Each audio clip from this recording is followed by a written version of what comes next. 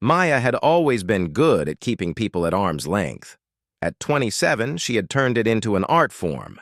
Every morning, she would wake up in her small apartment, make her coffee in silence, and drive to work without the radio on. She liked the quiet.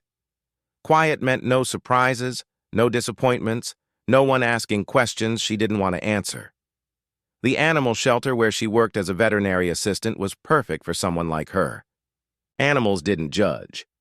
They didn't lie about loving you forever and then disappear without explanation. They didn't promise to stay and then pack their bags when things got difficult. Dogs wagged their tails when they were happy and whimpered when they were hurt. Cats purred when they felt safe and hissed when they didn't. It was honest. It was simple. Maya preferred simple. She remembered the exact moment she decided that people weren't worth the trouble. She was 12, sitting on the stairs in her childhood home, listening to her parents scream at each other in the kitchen below. Her mother was crying, saying something about how she couldn't do this anymore. Her father was shouting back, his voice getting louder and angrier with each word. Then came the sound of the front door slamming so hard it shook the whole house. Her father never came back. For months after that, Maya kept expecting him to walk through the door with his usual smile, maybe carrying flowers for her mother like he used to do when they had smaller fights. But the door stayed closed and the flowers never came. Her mother tried to explain that sometimes adults just couldn't make things work. But Maya had learned something different that night. She learned that people could say they loved you with their whole heart and still walk away when loving became too hard. By the time she was 16, Maya had built her first real wall. When David Chen asked her to prom, she said yes, but she kept waiting for him to change his mind. When he didn't, when he showed up at her door in a rented suit with a corsage that matched her dress perfectly, she almost believed that maybe she had been wrong about people. They dated through senior year, made plans for college, talked about visiting each other on weekends. Then college started, and David met someone new within the first month. Someone prettier, someone funnier, someone who didn't flinch when he tried to hold her hand in public. The breakup text came on a Tuesday morning right before her biology exam. 8 months of relationship ended in 3 sentences, sent between his morning classes like he was canceling a dinner reservation. Maya built the wall higher. College brought more lessons in disappointment. Her roommate, Jessica, who swore they would be best friends forever, stopped talking to her after Maya couldn't afford to join the expensive sorority Jessica wanted them to pledge together. Her study group abandoned her when she refused to share her research notes after they had all skipped the library sessions she organized. Every time Maya started to think maybe she could trust someone, they found a way to prove her wrong, so she stopped trying. After graduation, Maya found the job at the animal shelter, and it felt like coming home. The building was old and always smelled faintly of disinfectant and wet dog, but there was something peaceful about it. The animals there needed her, but they didn't need her to be anything other than kind.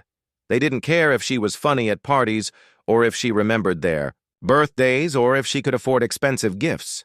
They just needed someone to fill their food bowls, clean their cages, and maybe scratch behind their ears when no one was looking.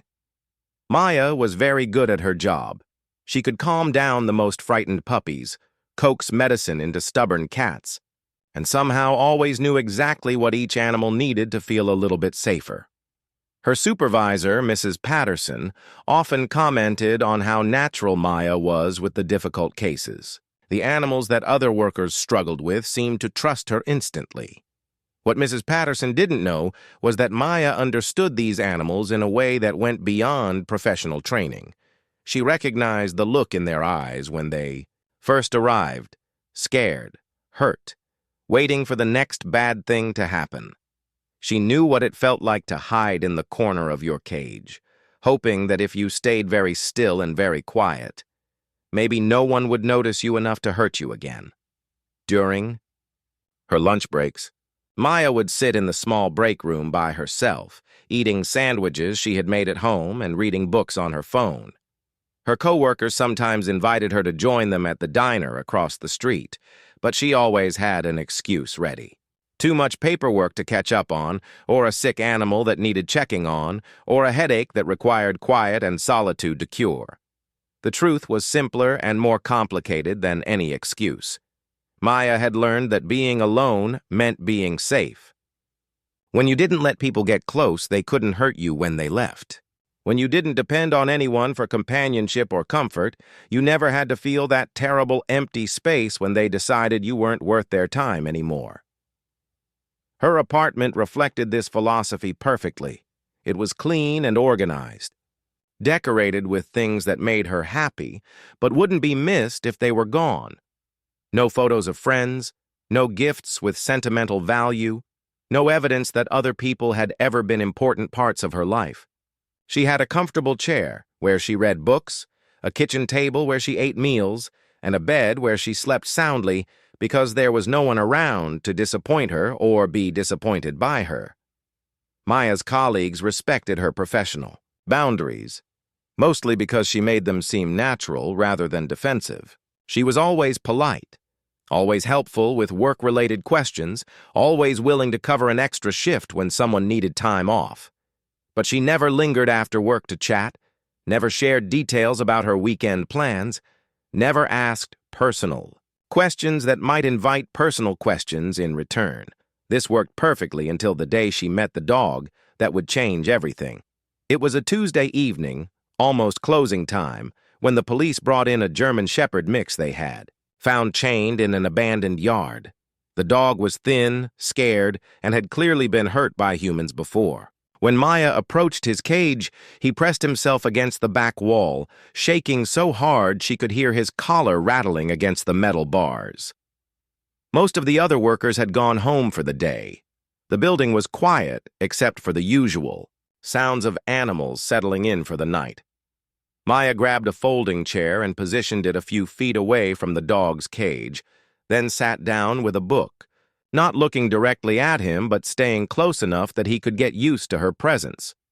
She had learned this technique from working with traumatized animals.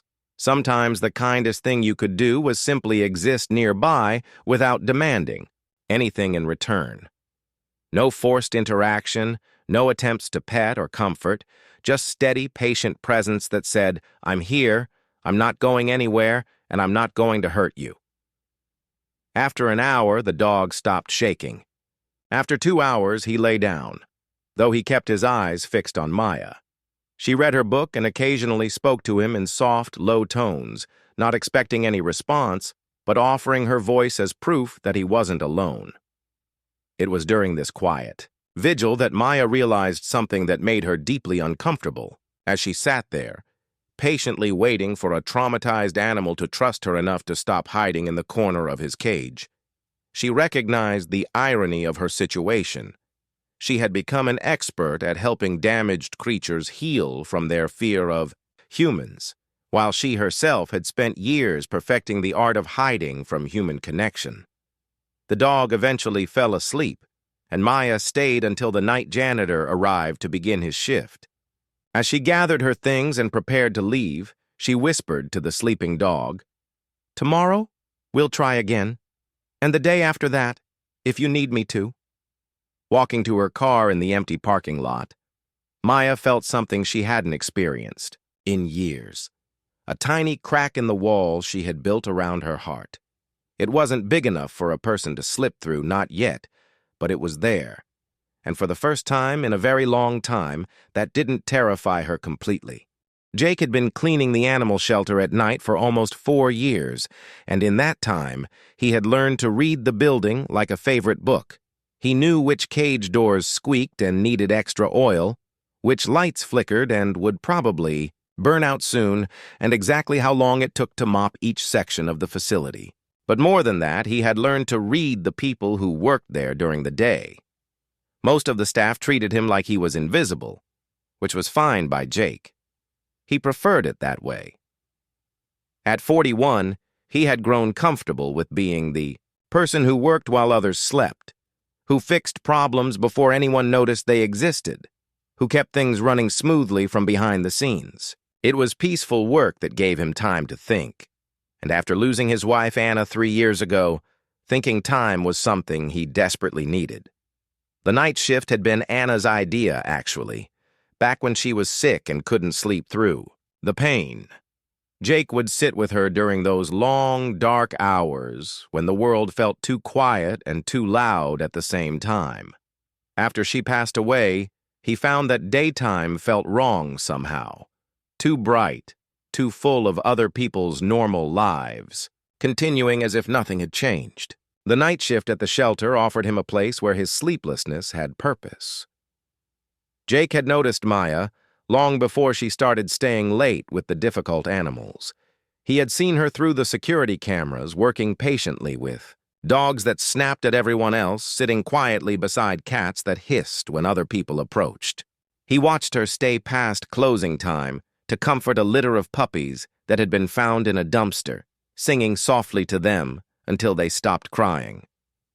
There was something familiar about the way Maya moved through the shelter. Careful, gentle, but always ready to step back if needed. Jake recognized it because Anna had moved the same way during her illness, protecting herself while still trying to care for others.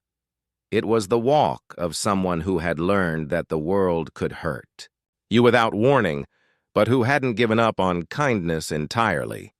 The first time Jake left Maya a cup of coffee, it wasn't planned. He had arrived for his shift and found evidence that she had stayed very late the night before. Her jacket was still draped over a chair in the break room, there were tissues in the trash can, and the German Shepherd everyone was worried about was sleeping peacefully instead of pacing his cage like he had been doing for days. Jake made his usual pot of coffee for the long night ahead, and without really thinking about it, he poured a second cup and left it on Maya's desk with a note that simply said, "Thank you for staying with him." He signed it, "Night Maintenance," because he didn't want her to feel like she owed him anything personal.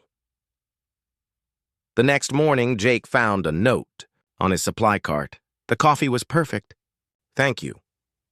Maya's handwriting was neat and careful, like everything else about her. This became their first form of communication, small notes left like messages in a bottle, crossing the divide between day shift and night shift. Jake would leave coffee when he could tell Maya had stayed late. Maya would leave thank you notes, and sometimes she would mention which animals seemed calmer in the morning. Slowly, Jake began to understand which creatures needed extra attention during his rounds. One evening, Jake arrived to find Maya still at the shelter, sitting in the hallway outside the quarantine room where they kept the sickest animals. She was crying quietly, trying to muffle the sound with her sleeve. Through the door window, Jake could see a small terrier mix that had been brought in that morning, barely alive and too weak to lift his head. Most people would have either ignored the situation or tried to comfort her with words. Jake had learned from Anna's illness that sometimes the most helpful thing you could do was simply acknowledge someone's pain without trying to fix it. He went to the break room, made 2 cups of tea instead of coffee, and returned to sit in the hallway beside Maya. He didn't ask what was wrong. It was obvious. He didn't tell her everything would be okay. They both knew that sometimes it wouldn't be. He just sat with her in the quiet hallway, drinking tea and listening to the soft sounds of animals settling in for the night. When Maya was ready to go home an hour later, Jake walked her to her car without making it seem like a big deal. "Thank you," she said, and her voice was still a little rough from crying. "I don't usually... I'm not good with people seeing me upset. Anna used to say that crying alone is twice as hard as crying with someone who cares," Jake replied. "I figure that goes for anyone who's hurting." It was the first time he had mentioned his wife to anyone at work, and the first time Maya had acknowledged that she usually kept her emotions private. Something shifted between them that night, though neither of them could have named exactly what it was. After that evening, their notes became longer. Maya would leave updates about animals Jake had helped her with during his night rounds. Jake would leave small observations about things he had noticed. Which dogs seemed less anxious after she had worked with them? Which cats were eating better? They began to develop a system of care that spanned both shifts, working together without ever being in the same room at the same time. Jake started timing his cleaning routine so that he could make sure the most troubled animals got extra attention during the night. He would play soft music for the anxious dogs, leave night lights on for the cats who were afraid of the dark, and check on the animals Maya had specifically mentioned in her notes. In the morning, Maya would find that the animals she worried about most had somehow had better nights than usual. Maya began staying later more often, not because she had to, but because she found herself looking forward to the evidence of Jake's care. She would arrive each morning to find small improvements, supplies restocked before she needed to ask, broken equipment repaired overnight, difficult animals somehow calmer and more trusting than they had been the day before. Their friendship existed entirely in the spaces between words, in cups of coffee left at exactly the right temperature, in animals who were mysteriously less frightened after spending a night in Jake's care, in notes that said just enough to show someone was paying attention without demanding too much in return. Jake never pushed Maya to share more than she was comfortable sharing. Maya never made Jake feel like his help was anything other than appreciated. They both understood, without ever discussing it, that some of the best relationships are built on respect for boundaries rather than attempts to break them down. One night, Jake found a note from Maya that was different from all the others. Instead of updates about animals or thanks for coffee, it simply said, "I've been wondering who you are." The next morning, Maya found a note that said, "I've been wondering the same thing about you." It was the beginning of something neither of them had been looking for, but both of them desperately needed, a connection built on patience, kindness, and the radical idea that caring for someone didn't have to mean demanding they give you everything they weren't ready to share. The first time Maya and Jake actually spoke face to face, it happened completely by accident. Maya had forgotten her phone at work and drove back to get it around 8 in the evening, just as Jake was starting his shift. She found him in the supply room, carefully organizing the cleaning supplies and humming something soft under his breath. When he turned around and saw her, they both froze for a moment.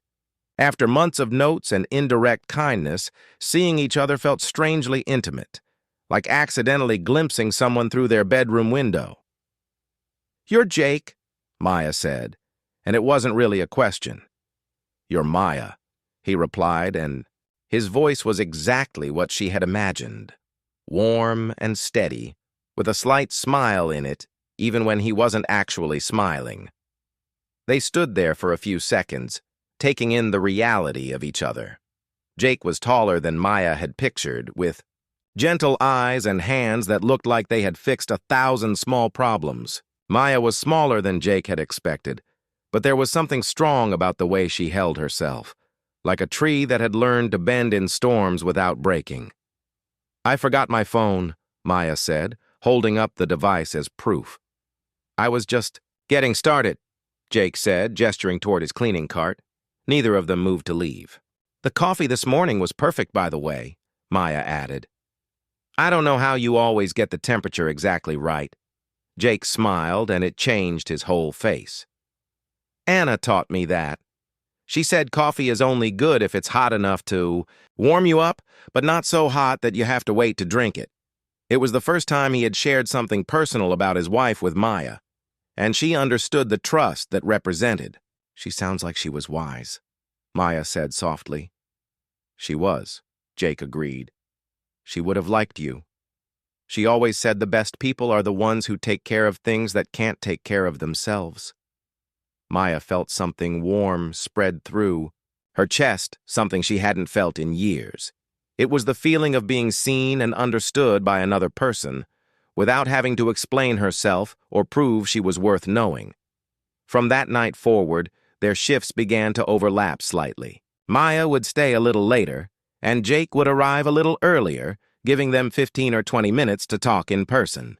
These conversations were like their notes, gentle, respectful, never pushing for more than the other person wanted to share. Maya learned that Jake had been married for 12 years before Anna got sick. She learned that he had been a carpenter before taking the night job and that he still built things in his garage when he couldn't sleep. Jake learned that Maya had always wanted to open her own animal rescue, that she read mystery novels, and that she made the best chocolate chip cookies he had ever tasted, which she proved by bringing him a container one Thursday evening. Their friendship grew slowly, like a plant that had been given just enough water and sunlight to thrive without being overwhelmed. Jake never asked Maya why she seemed to avoid getting close to people, and Maya never pushed Jake to talk about his grief. They both seemed to understand that some stories would be shared when the time was right, and that pushing would only damage the delicate trust they were building. One evening in late spring, Maya arrived at work to find a small wooden shelf mounted beside her desk. It was perfectly sized to hold her coffee cup, her daily calendar, and a small photo frame. The wood was smooth and beautiful, clearly handmade with careful attention to every detail. "Jake made this for you," Mrs. Patterson mentioned. Casually, he asked if it would be okay to install it. "Said you mentioned not having enough space for your things." Maya ran her fingers along the smooth wood, feeling the care that had gone into every joint and curve. She had mentioned needing more desk space exactly once in passing during one of their brief conversations. The fact that Jake had remembered, had taken the time to build something specifically for her, made her feel valued in a way that expensive gifts never had. That night, Maya left Jake a note that was longer than any she had written before. She told him about the shelf, about how beautiful it was, and about how long it had been since anyone had made something just for her. She told him that her father used to build things, and that she had forgotten how good it felt to be around. Someone who created rather than destroyed. Jake's note the next morning was equally long.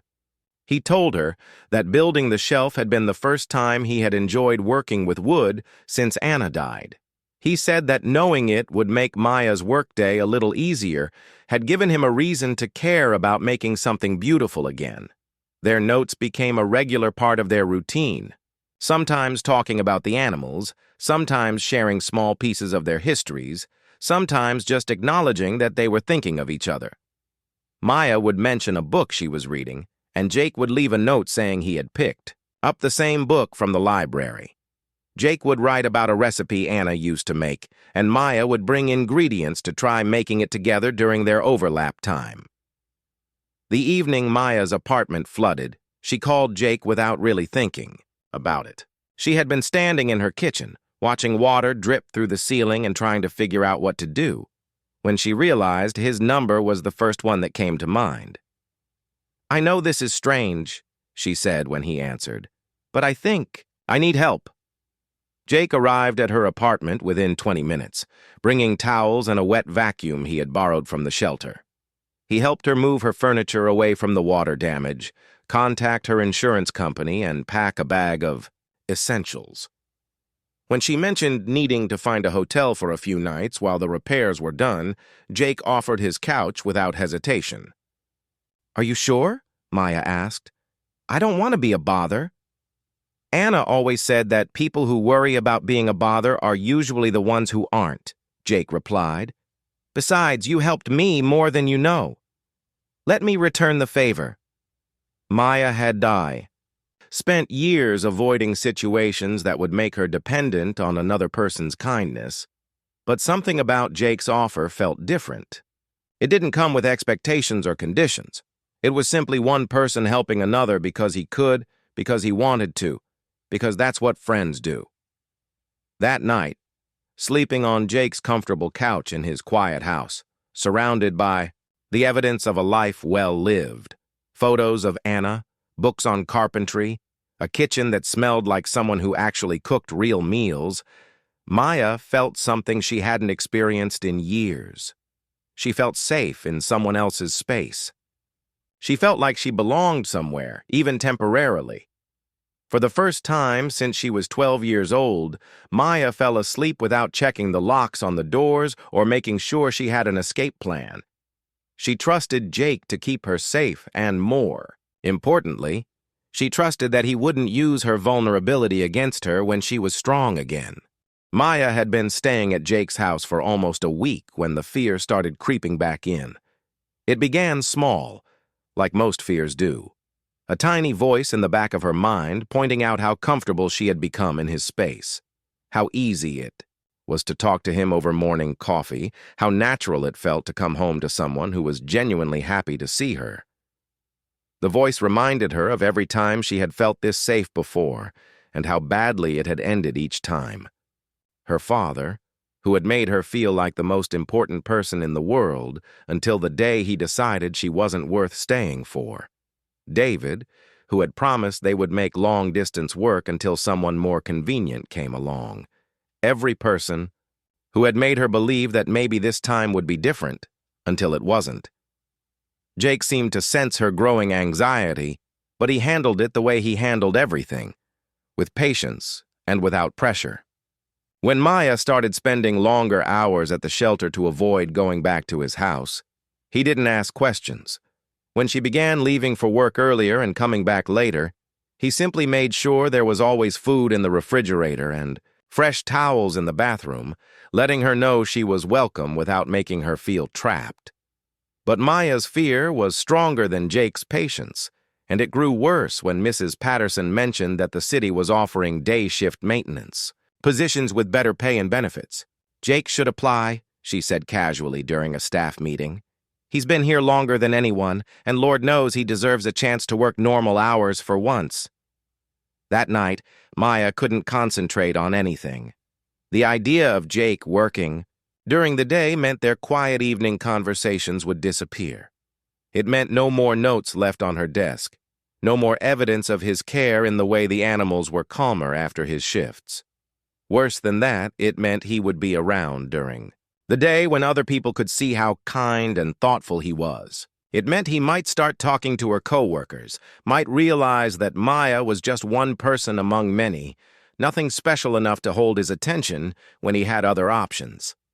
Maya spent the entire night constructing a wall of logic around her. Fear. Jake deserved better hours and better pay. He deserved to work in the daylight, to have weekends free, to build a normal life with normal people who didn't carry around so much emotional baggage.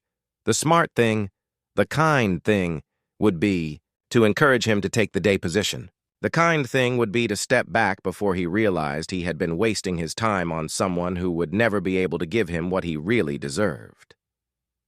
The next evening, Maya approached Jake with a speech she had practiced all day.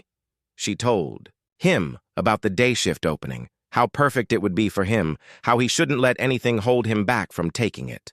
She kept her voice light and encouraging, as if she was just being a good friend looking out for his best interests. Jake listened to her entire speech without interrupting, but Maya could see something change in his expression as she talked. By the time she finished, he was looking at her with a sadness that made her stomach hurt. "Is that what you want?" he asked quietly. "For me to take the day shift?" "I want what's best for you," Maya replied, sticking to her script. "That's not what I asked," Jake said. "I asked what you want." Maya felt her carefully constructed walls start to shake. This was the moment she was supposed to lie, supposed to push him away before he could hurt her. But something about the way Jake was looking at her, not angry or hurt, just genuinely wanting to understand, made it impossible to stick to her plan. "I want you to be happy," she said, and her voice came out smaller than she intended. "Maya," Jake said, and he moved a little closer. "Can I tell you something Anna used to say?" Maya nodded, not trusting herself to speak. "She used to say that the people who love you don't leave because loving you becomes inconvenient. They leave because they never really loved you in the first place. And the people who really love you don't look for excuses to go. They look for reasons to stay." Maya felt tears start to build behind her eyes. "But what if you change your mind? What if you realize I'm not worth all this trouble?" "What if you realize I'm not worth it?" Jake countered. "What if you wake up tomorrow and decide you'd rather be alone than deal with a sad widower who talks to animals during his night shift?" That's different, Maya protested. How? Maya opened her mouth to explain, then realized she couldn't. The fear that Jake might leave her was exactly the same as any fear he might have about her leaving him. The difference was that Jake was willing to take the risk, while Maya was ready to run away to avoid it. I already told Mrs. Patterson I'm not interested in the day shift, Jake said gently. I told her I like the work I'm doing now, and I like the schedule I have. I didn't tell her it's because the most important part of my day is the 20 minutes I get to spend talking with you, but that's the truth. Jake, Maya whispered, but she didn't know how to finish the sentence. I'm not your father, Maya. I'm not the guy who broke up with you in a text message or anyone else who made you feel like you weren't worth staying for. I'm just me, and I'm not going anywhere unless you tell me to go and really mean it. Maya looked at Jake. Really looked at him. She saw the way he was standing, close enough to offer comfort, but far enough away to let her choose whether to accept it. She saw the patience in his eyes, the complete absence of pressure or manipulation. She saw someone who was willing to risk his own heart to give her the space she needed to heal. What if I'm too scared? She asked. What if I keep pushing you away every time I get frightened? Then I guess we'll figure it out as we go, Jake said. Being scared doesn't mean you don't care. Sometimes it means you care so much that the thought of losing it terrifies you. Maya realized that Jake wasn't asking her to stop being afraid. He wasn't asking her to trust him completely or to promise she would never doubt him again. He was simply asking her to be honest about what she wanted, fear and all. I don't want you to take the day shift, Maya said, and it felt like jumping off a cliff. I want you to stay on nights. I want to keep having our conversations and our notes and our 20 minutes between shifts. I want you to keep making me feel like I matter to someone. You do matter, Jake said. You matter to me. For the first time in 15 years, Maya chose to believe that someone meant it when they said she was important to them.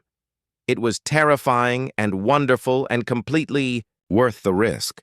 Maya spent that entire night lying awake on Jake's couch, staring at the ceiling and replaying their conversation over and over in her mind. Something had shifted between them when she admitted she wanted him to stay. Something that felt both terrifying and wonderful at the same time. For the first time in her adult life, she had chosen honesty over self-protection, and the world hadn't ended. The next morning, Jake made coffee for both of them like he had every morning since she had been staying there, but there was something different in the way he handed her the mug. His fingers brushed hers for just a moment longer than necessary, and when she looked up at him, she saw something in his eyes that made her heart race. Maya, he said softly, there's something I need to tell you. Maya's old instincts kicked in immediately, preparing her for disappointment.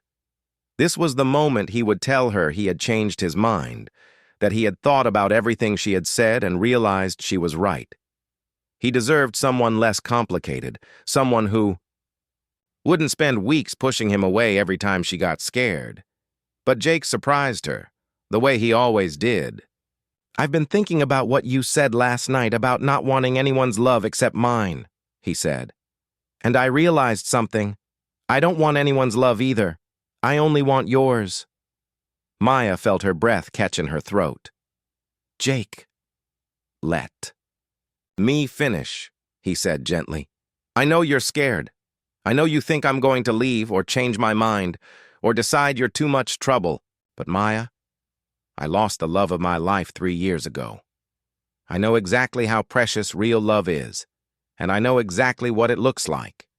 What we have, this friendship, this caring about each other, this feeling like I've been waiting my whole life for someone who understands me the way you do. That's real love. Maya sat down heavily at his kitchen table, overwhelmed by the weight of his words. But what if I mess this up? What if I get scared again and push you away? Jake sat down, across from her, reaching across the table to take her hands in his. Then I'll wait for you to stop being scared, and we'll try again. Maya, I'm not going anywhere. Not because I don't have other options, but because I don't want other options. I want you." That afternoon, Maya found herself at the animal shelter, even though it was her day off. She wandered through the kennels, looking at all the animals she had helped heal over the years. There was Buddy, the German shepherd who had been so traumatized when he first arrived, but was now playing happily with a volunteer. There was Princess, the cat who had hissed at everyone for weeks, but now purred whenever Maya walked by. There was Charlie, the old dog who had been returned to the shelter 3 times before Maya figured out he just needed a quieter environment to thrive.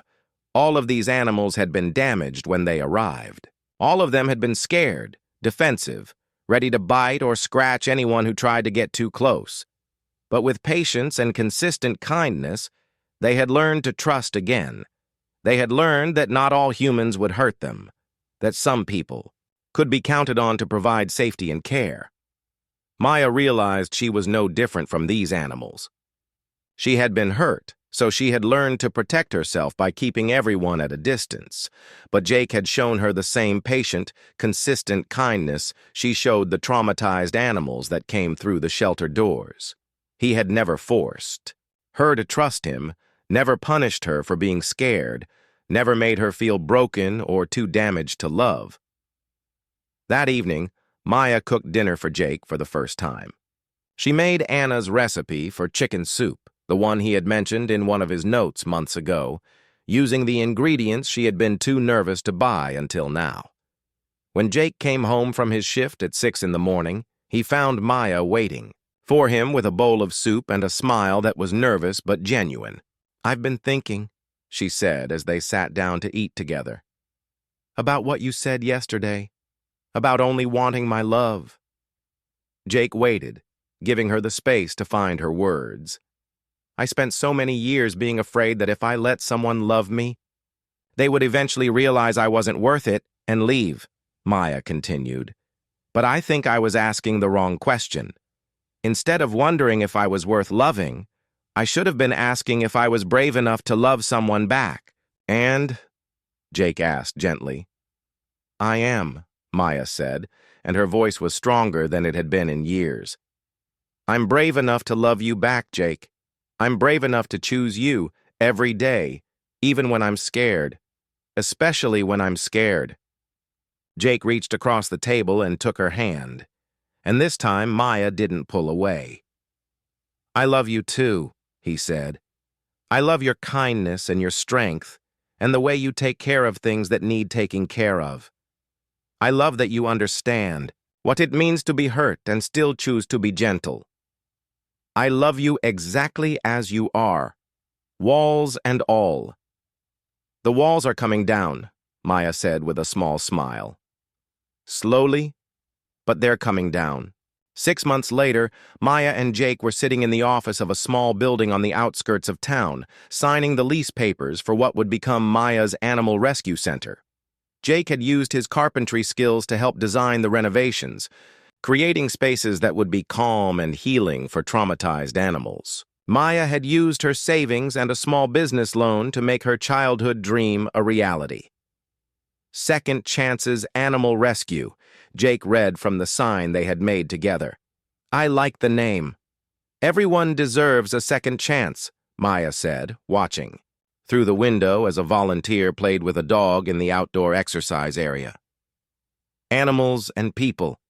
The rescue center became everything Maya had dreamed it would be.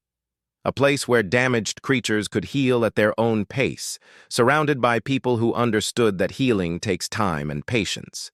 Maya and Jake worked together seamlessly, combining her expertise with animal behavior and his practical skills to create an environment where both animals and humans could learn to trust again.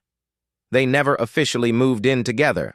Maya kept her apartment after it was repaired, and Jake kept his house. But they spent most of their time at whichever place felt more like home on any given day, building a relationship based on choice rather than necessity, on wanting to be together rather than needing to be together.